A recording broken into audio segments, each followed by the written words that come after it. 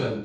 Welcome to the online tutorial sessions for economics. I am Avinash Lambert, your economics guru, and today we are going to continue our fourth chapter, which is money and banking.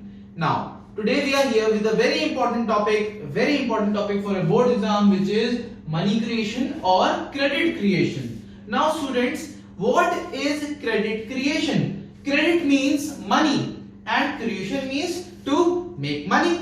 Now, commercial banks, there is one more function of commercial bank, which is credit creation. You have already studied about the primary functions, the secondary functions, and there is one more function, that is credit creation. Now, this is very important topic and a bit lengthy one, so it has a separate video for it. Now, we are going to start that now. Commercial banks are able to create credit which is far excess of the initial deposit.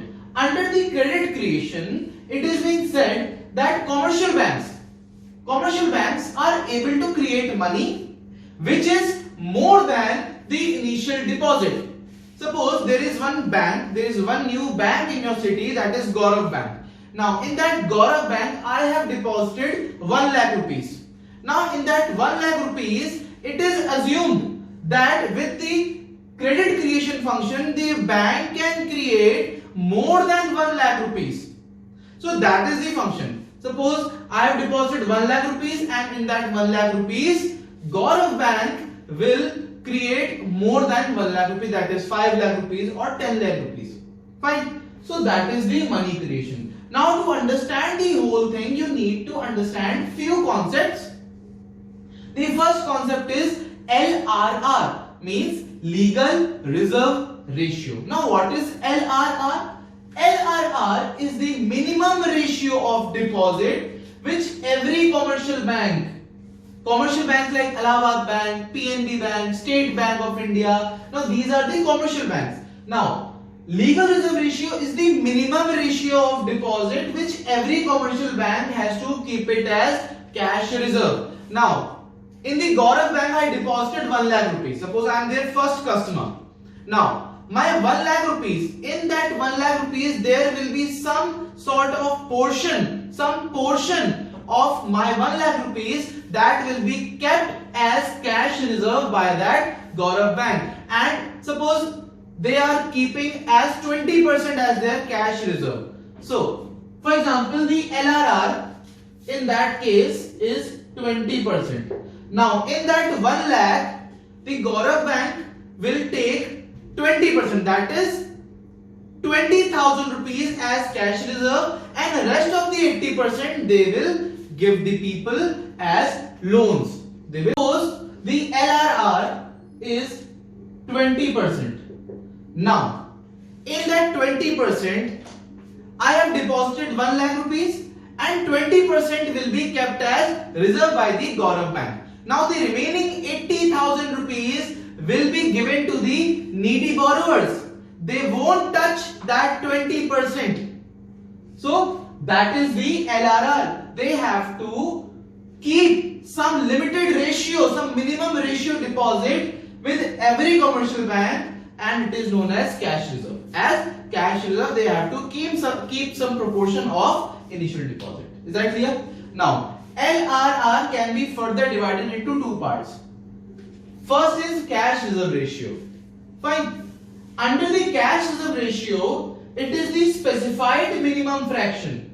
It is the specified minimum fraction. Under that 20% which they have already kept, in that 20% there is some more percentage, some more minimum fraction of total deposits of customer, which commercial banks has to keep it with central bank.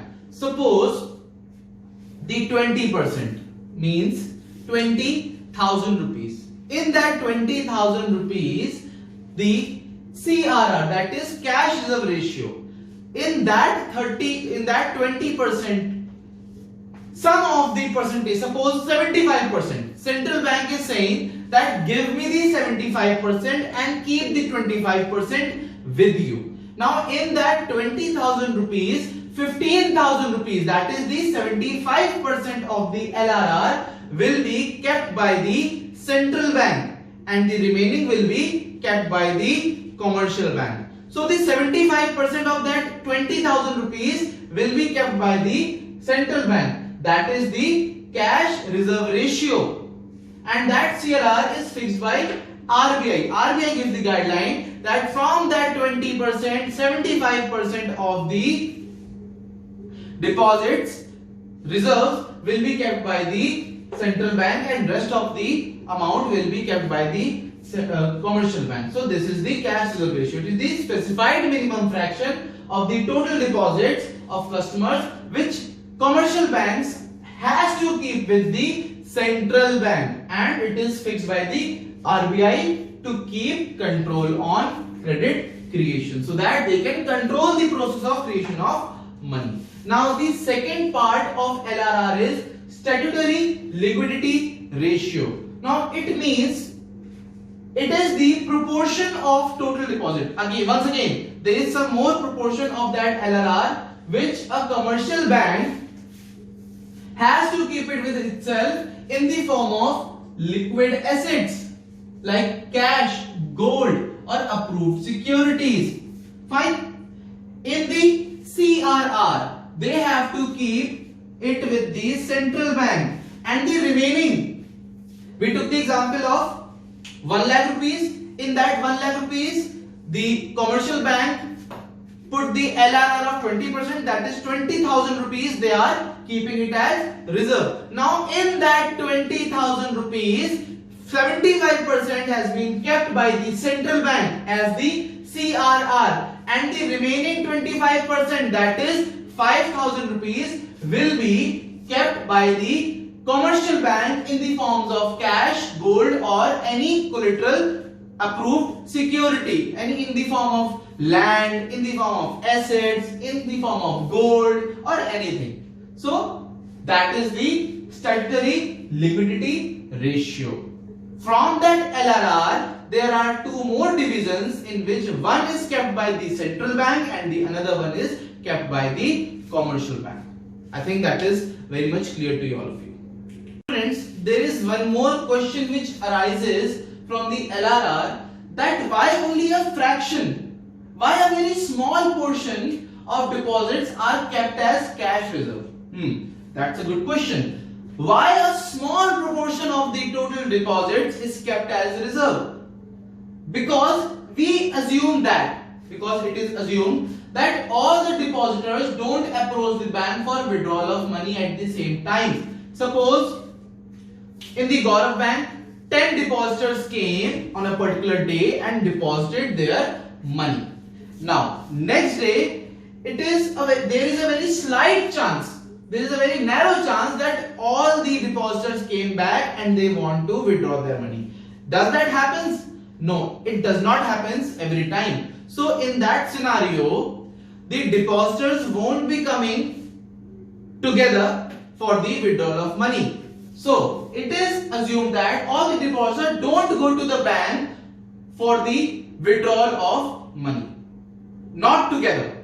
They can be reaching some other day, somebody will be going to the bank 1 month after, somebody won't be going to bank for 2 years. So, there is a difference.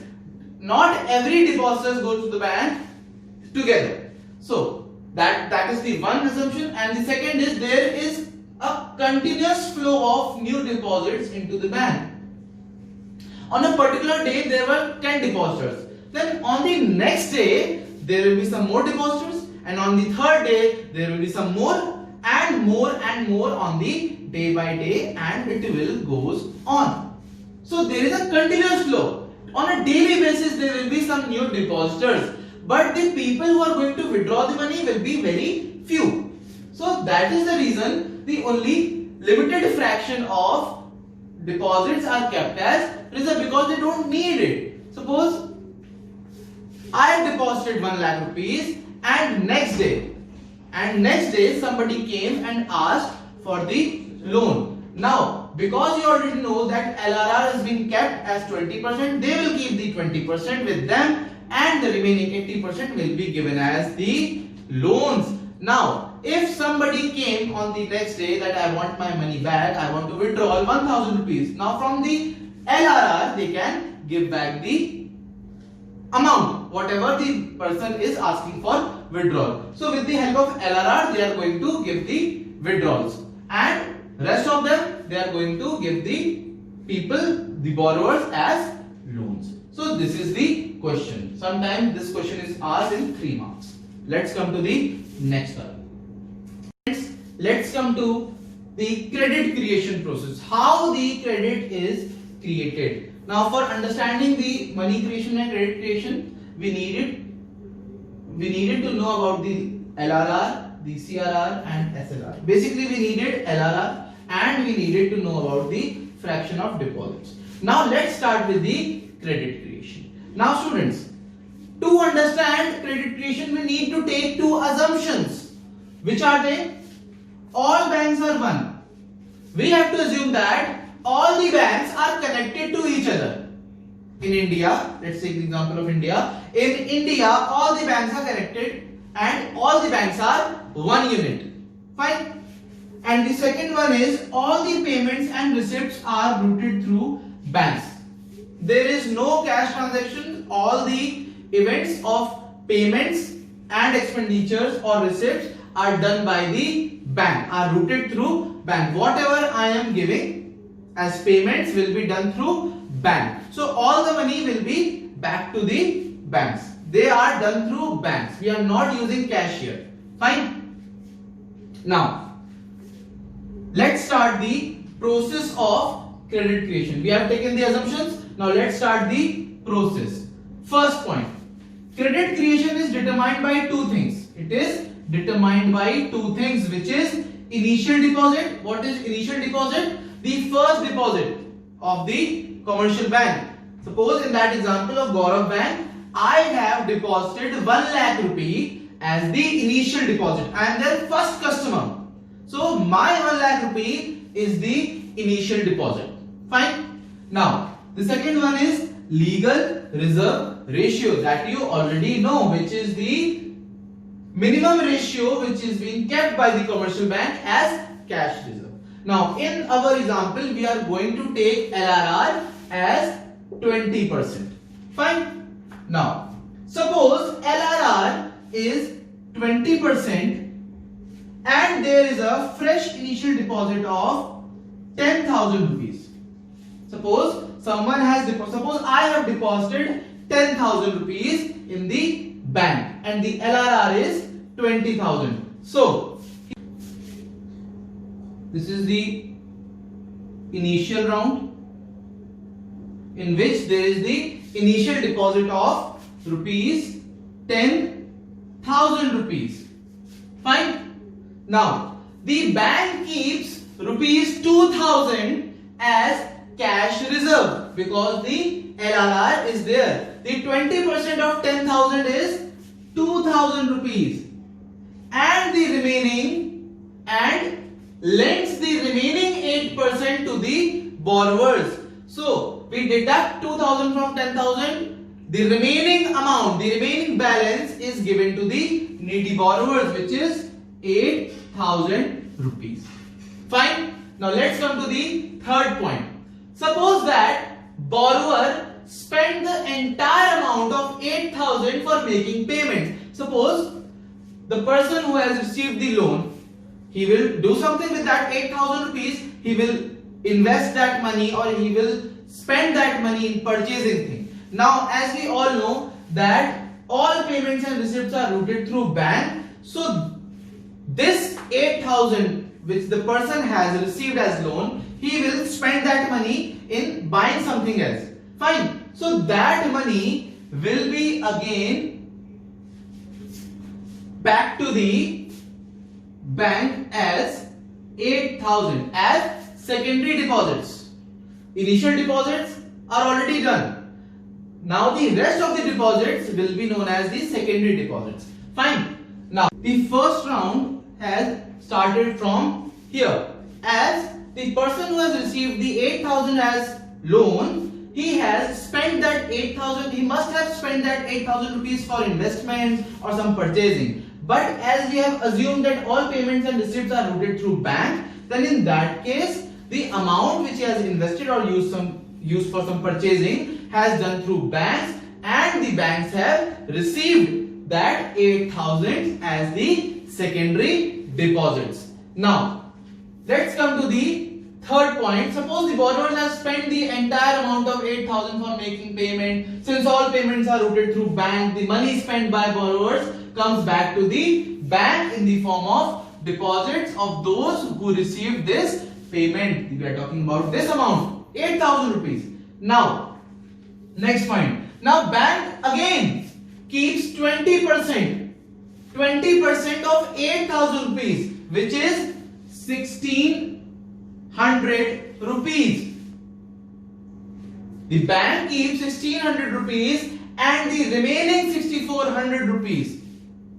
Remaining 6,400 rupees has been given to the needy borrowers as loan. This process will keep on continuing till the secondary deposits become zero. Now, if we take one more step, that this 64,000 will again be given as loans, and the 20% of 6,400 will be 1,280, and again if we subtract 1,280 from 6,400, we will get 5,120, and this process will keep on going until the secondary deposits become zero, or we can say that the total cash reserves become is equal to the initial deposits. That is, cash reserves became equal to the 10,000. Fine. Now, we can say that if the cash reserves has increased to 10,000, then also we can say that the total deposits, if you notice here, the cash reserves has been increased 5 times. The cash reserves in the initial stage were 2,000, now they are 10,000. They have become equal to the total cash reserves, and the deposits will become 5 times, which is 50,000, and the loans, that is 8,000, they are also going to increase 5 times, that is 40,000. Now you all must be asking, sir, what was that?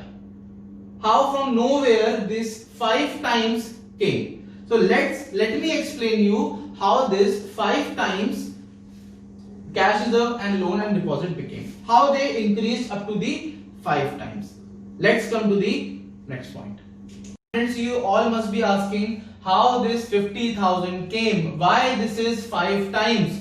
So mathematically we can say that total money creation is equal to initial deposits and into 1 upon LRR. Now total money creation is equal to initial deposits. What were the initial deposits? That were 10,000 into 1 upon LRR. What is the value of LRR? We had taken the value of LRR as 20%. Now we can write it as 10,000 into 1 upon 20 upon 100. Can we write it that? Yes, we can write it as that. Now total money creation is equal to 10,000 into 100. This 100 will go up, and if we calculate that, this will become total money creation is equal to 50,000. So students, that's how the total money creation 50,000 came. And why 5 times? This 1 upon LRR is the money multiplier.